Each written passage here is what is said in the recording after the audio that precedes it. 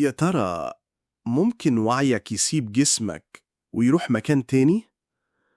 ناس كتير بتقول إنها جربت ده فعلا، وبيقولوا عليه الإسقاط النجمي. لحظة بتحس فيها إنك طلعت من جسمك وشايف كل حاجة من فوق. ساعات بيسافروا لأماكن تانية، وساعات لأبعاد غريبة ما يعرفوش يشرحوها.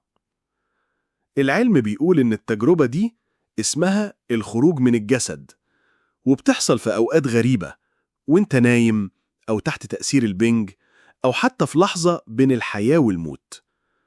بس لحد النهاردة مفيش دليل حقيقي يثبت إن الوعي بيخرج فعلا.